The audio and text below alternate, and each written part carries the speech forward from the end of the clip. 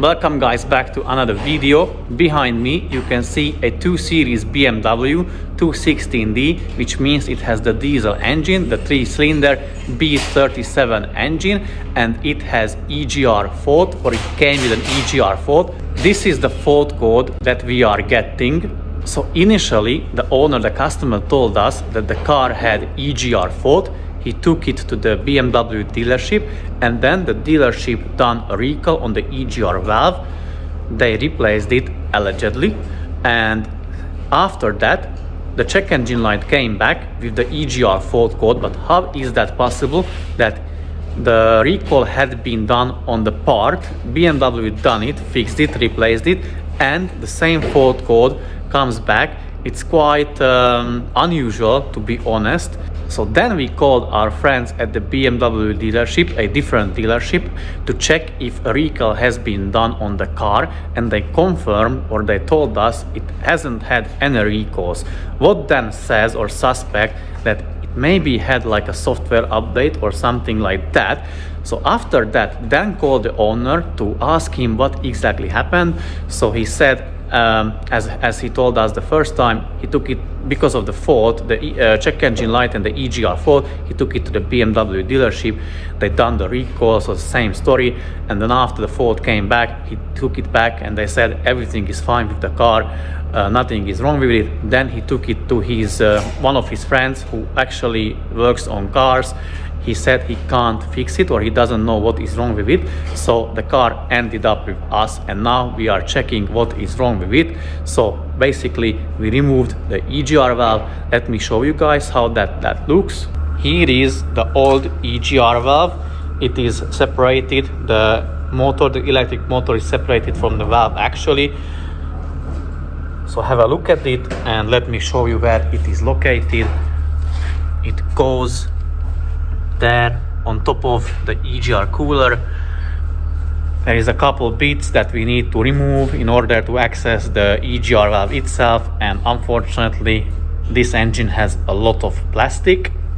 Now I'm going to ask Dan to demonstrate and explain what we think is wrong with the EGR valve itself. So basically there is an electric motor here which moves the EGR up and down. But we took it apart just to inspect if there is anything happened or not. And what we noticed, when I push the EGR up and down, there is nothing happens. But the electric motor should be able to move it reasonably easy, and it moves quite easy. But when you install that EGR, you need to make sure you plug it in first, and you, with a scan tool, you put it in installation position, which what it does basically, it moves it back a tiny bit, and that's how you insert it into the EGR cooler, and then you bolt it down with 2 bolts, and then with a scan tool you carry out the test plan, which basically locates its position, and it goes fully up and fully down, and that's how it knows how it's located. If you skip this step, that's what's gonna happen pretty much. Anyway, that's what we think it happened, because we have a fault code with short to ground, and that motor is basically faulty in terms of functionality. When we check the live data, we've seen this motor is not able to move it. But as soon as we disconnected it from the EGR, the electric motor spins. So what I think personally, it has a high resistance, or it's just struggling to move the EGR valve. I don't know, it came faulty or it became faulty because it wasn't installed correctly. But also we have to say or tell, it is not a cheap part or like a very bad quality part. It is actually Pierburg. So the part is Pierburg part, and if Dan pulls that sticker down, you can see or not see something what is missing from there, and that is the BMW logo, because we are going to replace it with the original BMW part, and there you can see the BMW logo in the exactly same location, which is covered with the Pierburg sticker. Here is the part number from BMW. If you want, So basically what we're going to do, as I said, we're going to replace that, but we'll try to fit it the proper way as it should be. So with the scan tool, we put it in installation position, fit it to the EGR cooler, and then tell the engine or the ECU with the scan tool that the procedure has been carried out, assemble the car back together, start it, and see what happens. We are going to install now the new EGR valve. The EGR valve is already connected with the connector, the new one, and now we're going to set it to the installation position with the scan tool.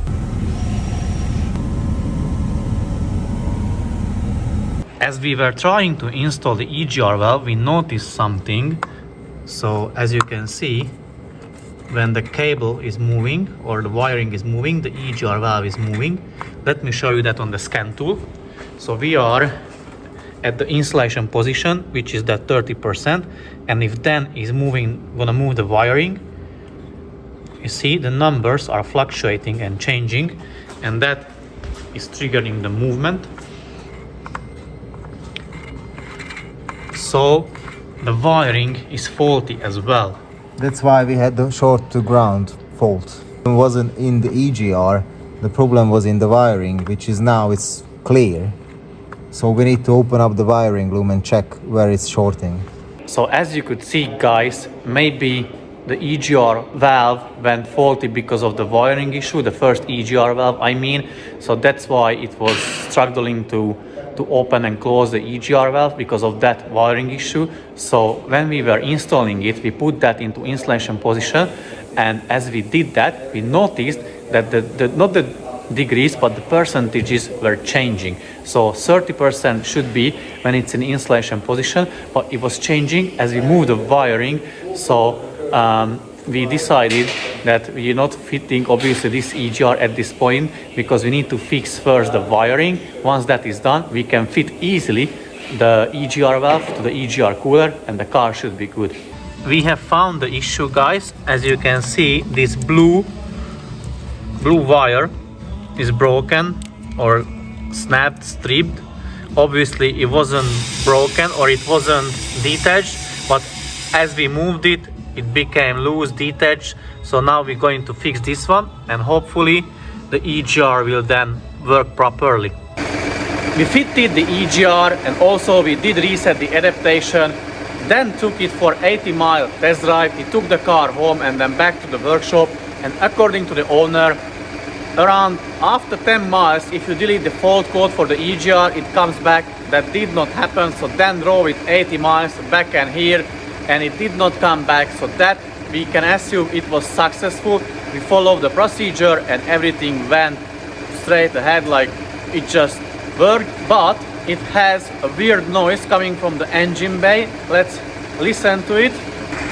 Hopefully you will be able to hear that on the video, on the camera. Also you can see the engine is shaking and it is making that rattling noise. Well, the owner asked us to sort that one out as well, but that is going to be in another video. So guys, thank you very much for watching. See you soon in the very next video. Until then, take care and bye bye.